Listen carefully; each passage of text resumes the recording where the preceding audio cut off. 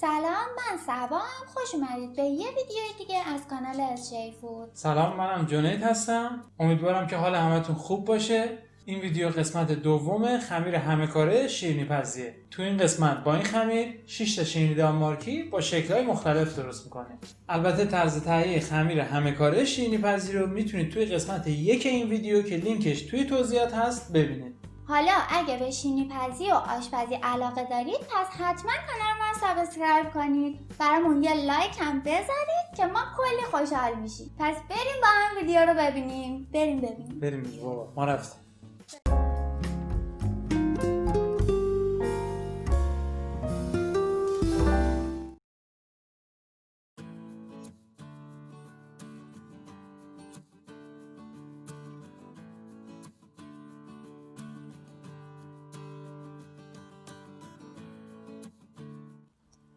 ابتدا کرم داخل شیرینی دانمارکی رو آماده میکنیم. 2 قاشق غذاخوری آرد سفید و یه مقدار تفت میدیم تا بوی خامیش از بین بره و رنگش کرم بشه.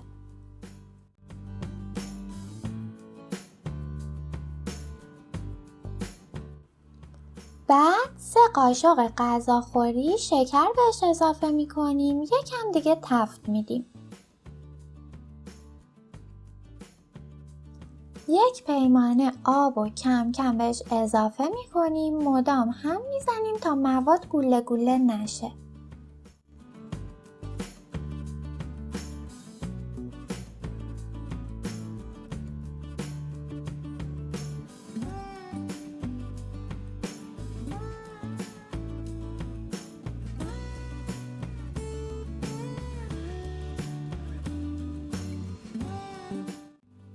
بعد از اضافه کردن آب، نصف قاشق چایخوری پودر وانیل و 1 قاشق چایخوری گلاب بهش اضافه میکنیم. مخلوط میکنیم و از روی حرارت برمیداریم تا خنک بشه.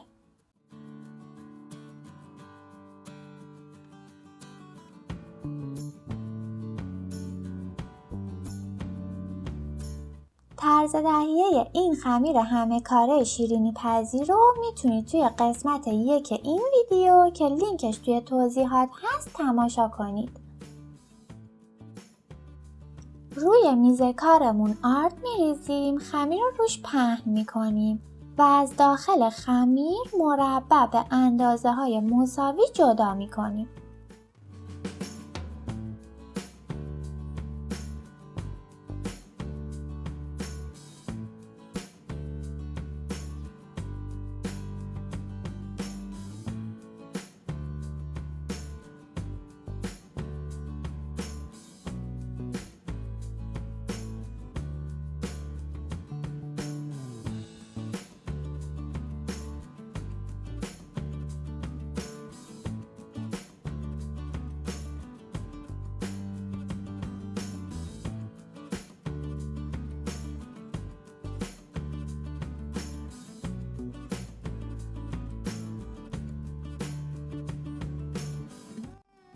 حالا با روش‌هایی که توی تصویر می‌بینیم 6 مدل شیرینی دانمارکی درست می‌کنیم.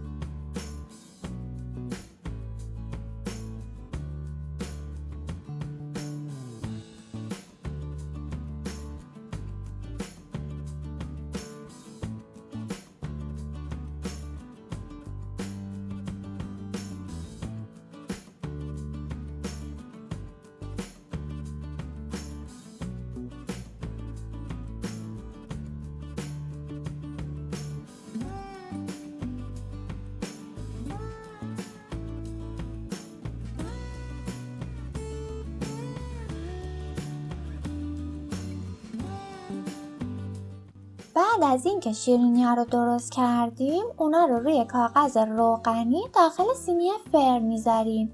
روشون رو میپوشونیم و برای 15 دقیقه تو دمای اتاق اجازه میدیم تا استراحت کنن و پف کنن. بعد از پف شیرینی‌ها روشون رو با 1 عدد تخم مرغ و 2 قاشق چایخوری پودر قند براش میکنیم. روشون کنجد میریزیم و برای حدود 15 دقیقه تو طبقه وسط فرن با دمای 180 درجه سانتیگراد که از قبل گرم کردیم میذاریم تا بپزن.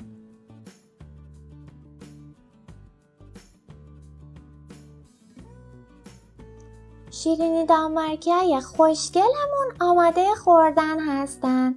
قسمتهای بعدی خمیر همه کاره شیرینی پزی رو اصلا از دست ندید، چون تو هر قسمت کلی شیرینیها و نونهای مختلف با شکلهای متنوع آموزش میدیم.